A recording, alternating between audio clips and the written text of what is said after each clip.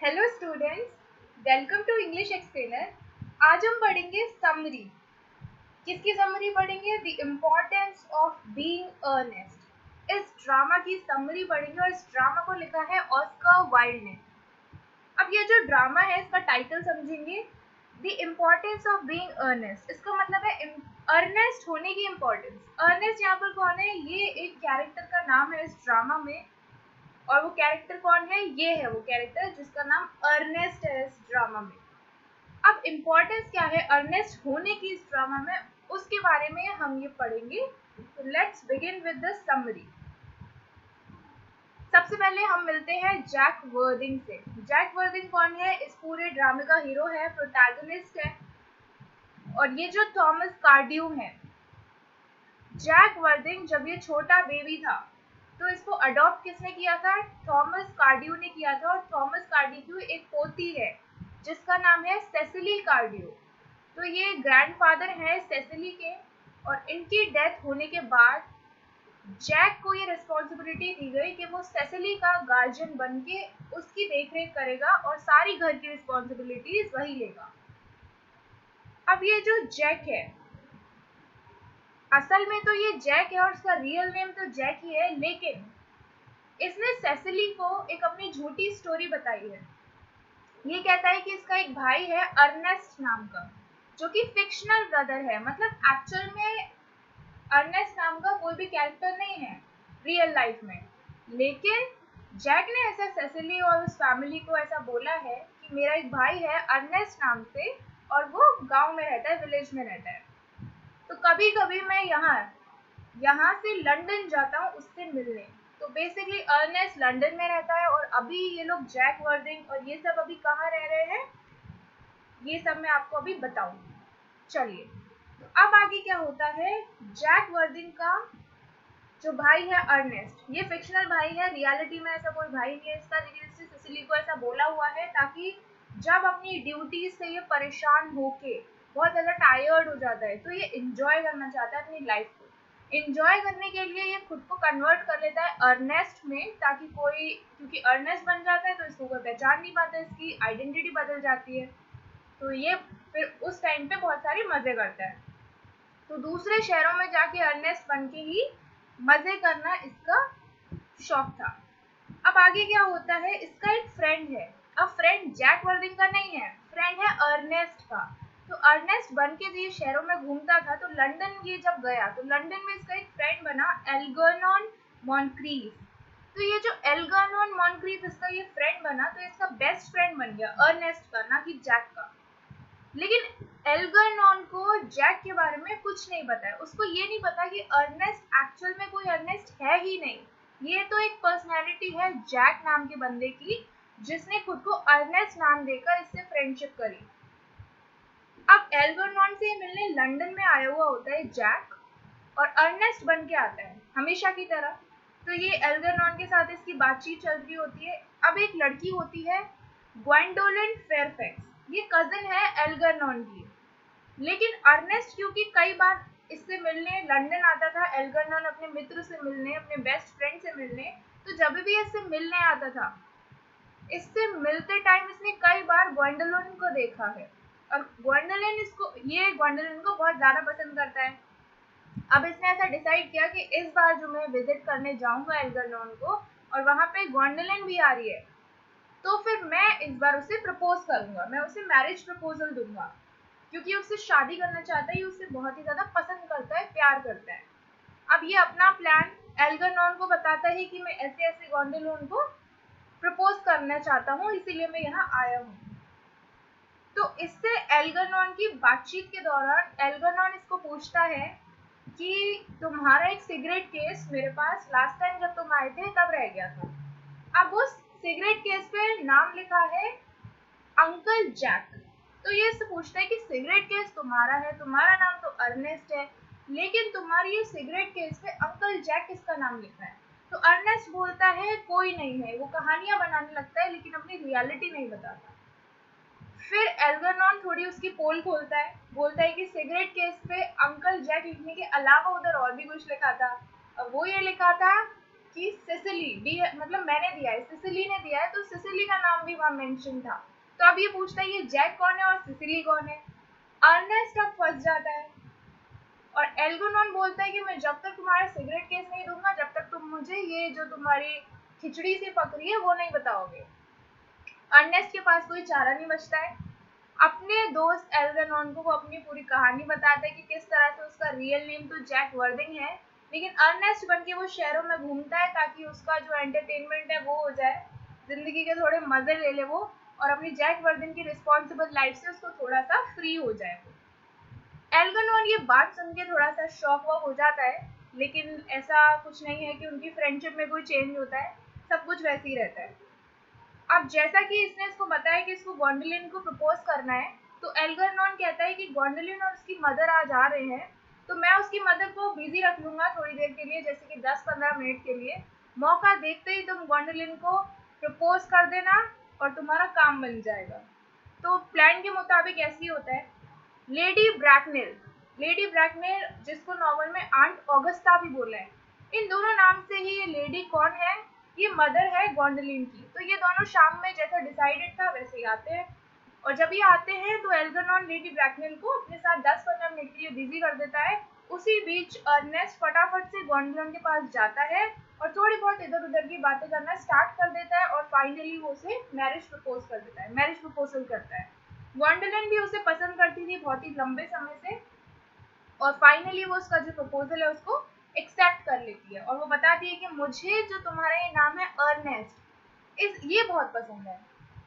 ये नाम से उसे अलग ही प्रेम था, जिसकी वजह से वो इधर उसको बता देती है, कन्फेस कर देती है कि मुझे तुम्हारा ये नाम बड़ा अच्छा लगता है, बड़ा फैंसी नेम है, और तुम्हारी पर्सनैलिटी पे अर्नेस्ट नेम बिल्कुल सूट करता है, बढ़िया।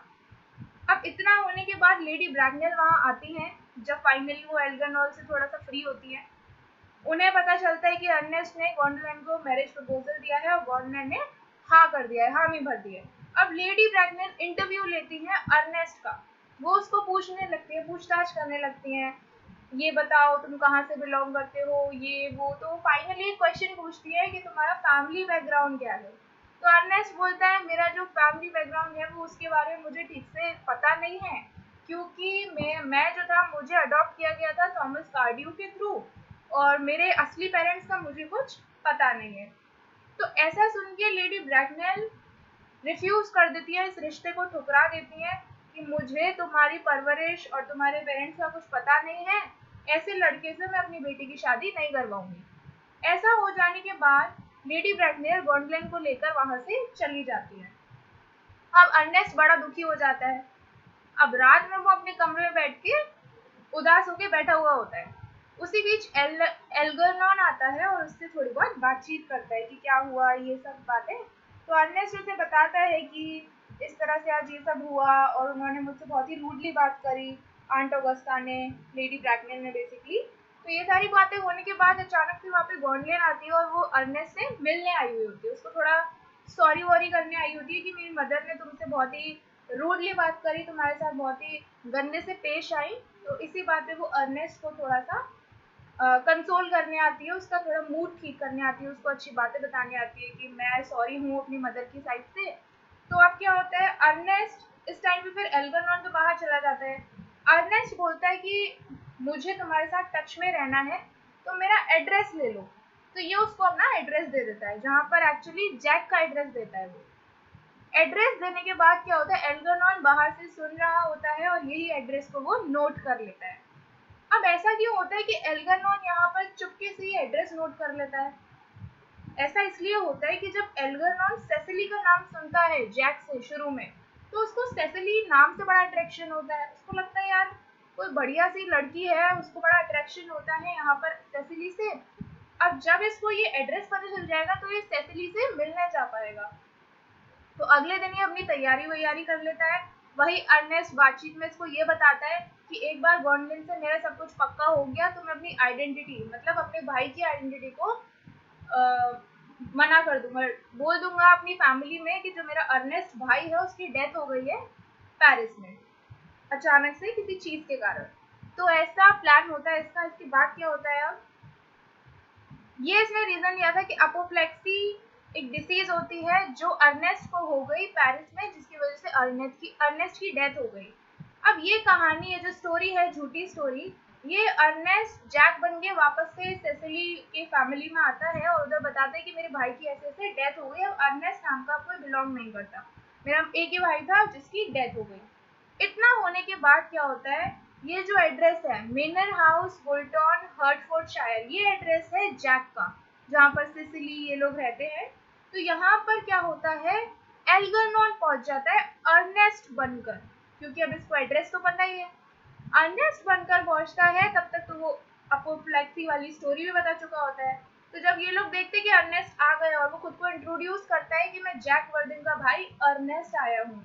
इससे पहले सिसिली की फैमिली में कभी भी किसी ने अर्नेस्ट से ना मिले हैं ना कभी देखा है। अब अर्नेस्ट को देख के वो बड़ा खुश होते हैं, पहले तो शॉक हो जाते हैं कि ये तो मर गया, ये कैसे आ गया। तो इस बात पे जब जैक देखता है कि ये तो एल्गरनॉन है जो अर्नेस्ट बन के आ गया है, अब जैक कुछ कर नहीं सकता क्योंकि अगर वो कुछ बोलेगा तो उसके सारे झूठ बाहर आ जाएंगे। तो इसी मौके का फायदा उठा के एल्गरनॉन सिसिली के साथ फ्लर्ट करने लगता है, उसकी बहुत तारीफ करता है कि तुम मुझे बहुत पसंद आई, मैं सिर्फ और सिर्फ तुमसे मिलने आया था क्योंकि मैंने अपने भाई से तुम्हारे बारे में बहुत सारी चीजें सुनी थी, तो मुझे तुमसे बहुत अट्रैक्शन है, मैं यहाँ तुम्हें प्रपोज करने आया हूँ। इन सब बातों के बाद एल्गरनॉन सेसिली को प्रपोज कर देता है और सेसिली भी इसका जो प्रपोजल है वो एक्सेप्ट कर लेती है।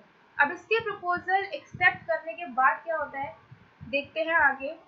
अब क्या होता है कि इस स्टोरी में यहाँ अर्नेस्ट है अभी गार्डन में और सेसिली को इसने प्रपोज किया है, जैक को भी पता चल गया है कि ये एल्गरनॉन है जो ऐसे बनकर आ गया है। इसी बीच आ जाती है गॉडलैंड, क्योंकि अब वो मिस कर रही होती है जैक को, बेसिकली अर्नेस्ट को, तो इसी गिवन एड्रेस पे वो आ जाती है। लेकिन जब उसने ये एड्रेस दिया, इस एड्रेस पे जब वो पहुंचती है तो वो देखती है सेसिली गार्डन में चाय वाय पी रही होती है और ये देखती है उसको चाय पीता हुआ, इसको लगता है कोई मेहमान आया हुआ है, इसको ये नहीं पता वो सिसिली का ही घर है। तो ये सिसिली से जाके थोड़ी बहुत बातचीत करने लगती है। अब ये दोनों की बातचीत में इन दोनों को पता चल जाता है कि सेसिली बोलती है मेरी जो सगाई है, एंगेजमेंट है, वो किससे हो रही है, अर्नेस्ट से हो रही है, अर्नेस्ट वर्दिंग नाम है उसका। सेम चीज गॉडलैंड बोलती है कि अर्नेस्ट वर्दिंग के नाम से तुम मेरी एंगेजमेंट हुई है, उसने तुम मुझे प्रपोज किया है थोड़े दिन पहले। तो अब इन दोनों में यहाँ पर लड़ाई हो जाती है और तुरंत ये चाहती हैं अर्नेस्ट वर्दिंग को देखना, दोनों अपने सामने। इसी बीच जब अर्नेस्ट वहां आता है तो सबकी पोल खोल हो जाती है और फिर वो लोग बहुत ही ज्यादा फोर्स करती है अर्नेस्ट को। तो फाइनली जो राज है जैक वर्दिंग का कि वो अर्नेस्ट ही है, तो ये खुल जाता है।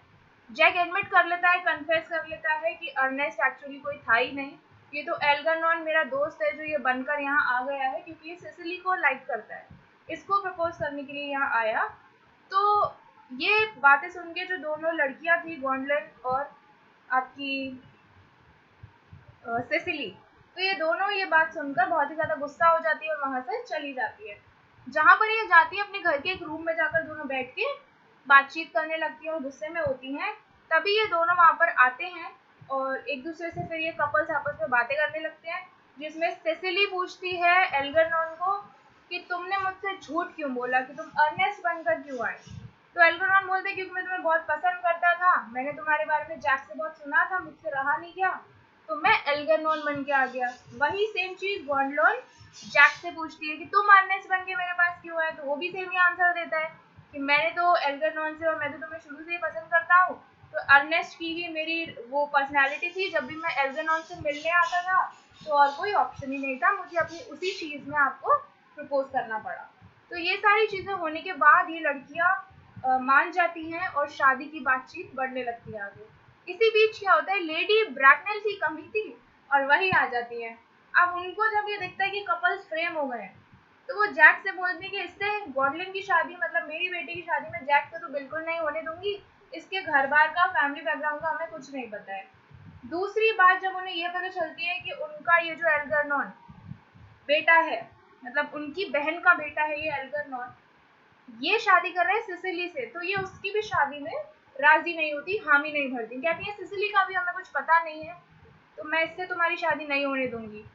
तभी जैक जो गार्जियन होता है सिसिली का, वो कहता है कि सिसिली की प्रॉपर्टी और सिसिली के जो ग्रैंडफादर हैं इतनी प्रॉपर्टी छोड़ के गए हैं कि अगर आप सुनोगी अभी तो आप चकरा जाओगी।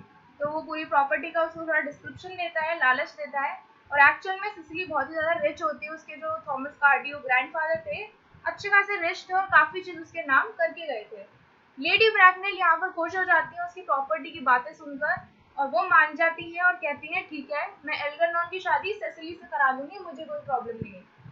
लेकिन जैक कहता है ऐसे कैसे करा दूंगी, अगर आप मेरी शादी गॉन्डलिन से नहीं होने दोगी तो तब तक मैं सेसिली की शादी एल्गरनॉन से नहीं करने दूंगा। ये बात सुन के लेडी ब्रैकनेल बोलती है क्यों भाई, ऐसा क्या है? तो जैक बोलता है कि तो लेडी ब्रैकनेल एक और बात बोलती है यहाँ पर कि सेसिली की उम्र तो 18 है, मेच्योर है, अपना डिसीजन अपनी लाइफ का खुद ले सकती है, तुम क्यों ले रहे हो उसका डिसीजन? तो ये कहता है कि थॉमस कार्डियो जो इसके ग्रैंडफादर हैं, उन्होंने वसीयत में और जो भी डॉक्यूमेंट्स वो मुझे देकर गए उसमें साफ साफ लिखा है कि जो सिसिली है जब तक वो 35 की नहीं हो जाएगी तब तक उसका गार्जियन मतलब जैक उसके डिसीजन लेगा। ये बात सुन के लेडी ब्रैकनेल बोलती है कि उन्हें ये बात बिल्कुल पसंद नहीं है, अगर एल्गरनॉन सिसिली की हो रही है तो हो जाए, नहीं हो रही नहीं हो, लेकिन मैं अपनी बेटी गॉन्डलिन की शादी तुमसे नहीं होने दूंगी। कहती है मैं अगली ट्रेन पकड़ के यहाँ से वापस चली जाऊंगी लंदन। इतनी बात हो जाने के बाद वहां पर क्या होता है, ये जो सिसिली है इसकी एक वो होती है, केयर टेकर होती है, इसका ध्यान रखती है जो घर में पिछले लास्ट 3 ईयर से, वो आ जाती है मिस प्रिज्म। मिस प्रिज्म के नाम से आती है। और यहाँ पे क्या होता है कि मिस प्रिज्म जो है वो जैसे ही इनको देखती हैं, आंट ऑगस्टा को या फिर लेडी ब्रैकनेल को, तो ये दोनों आपस में एकदम भौचक्के हो जाते हैं, बहुत ही ज्यादा एक दूसरे को देख के सरप्राइज हो जाते हैं। अब ऐसा क्यों होता है? क्योंकि ये ऑलरेडी एक दूसरे को जानते हैं। ये लेडी ब्रैकनेल इनको मिस प्रिज्म को देख के तुरंत सबसे पहले यही पूछती है कि तुम वही हो ना जो 28 साल पहले मेरे घर से एक बच्चा चुरा के भागी थी? तो मिस प्रिज्म जो होती है बहुत ही ज्यादा गिल्टी होती हैं और इस फैक्ट को एक्सेप्ट करती है कि हाँ यही थी।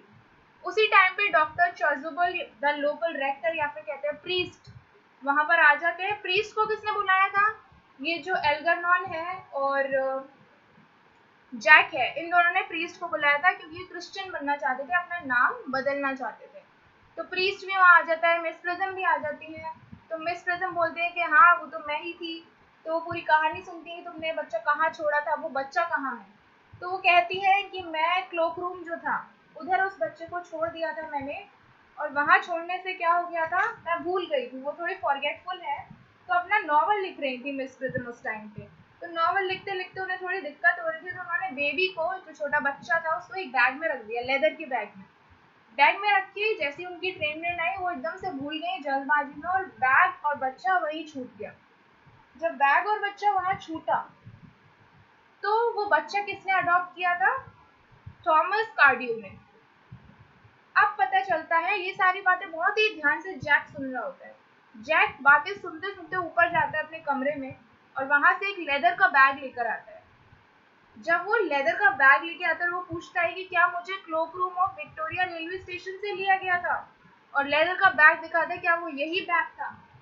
तो जो मिस प्रिज्म होती है वो कहती है कि हाँ यही वो बैग था। उस बैग को बहुत ध्यान से देखती है और यहाँ पर स्टोरी खुल जाती है कि जो जैक वर्दिंग है वो एक्चुअल में किसका बेटा था?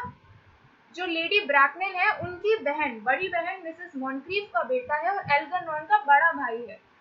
तो जब ये खुल जाता है तो उन्हें तो कोई प्रॉब्लम ही नहीं होती अब लेडी ब्रैकनेल को। अब उन्हें फैमिली बैकग्राउंड हर चीज अच्छे से पता है, सारे कपल्स की अच्छे से अब शादी होती है। और इसी बीच जो डॉक्टर चाजुबल होते हैं और जो हमारी मिस प्रिज्म है, इन दोनों का भी कुछ अफेयर चल रहा होता है, तो इनका भी यहाँ पर कपल बन जाता है, ये भी शादी हो जाती है इन लोगों की। तो काफी हैप्पी एंडिंग होती है। और नॉवल के लास्ट में ये भी पता चलता है इस ड्रामा के कि जो अर्नेस्ट है, अर्नेस्ट एक्चुअल नेम था जैक का। जब वो बेबी था ना, जब वो बॉर्न हुआ था तो उसके फादर ने उसका नाम उस टाइम अर्नेस्ट रखा था, तो ये उसका रियल क्रिश्चियन नेम था। तो इसीलिए इस नॉवल और इस ड्रामा का जो फुल नेम है वो क्या है? The importance of being earnest. अब इस पिक्चर में हम देख सकते हैं, ये है लेडी ब्रैकनेल, ये है आपके अर्नेस्ट, ये एल्गरनॉन, अर्नेस्ट की गॉन्डलिन, सिसिली, प्रिज्म और doctor चॉजुबल। So this was all about this summary of drama. If you like my video, if you like this summary, hit like, share and subscribe to my channel. Thank you.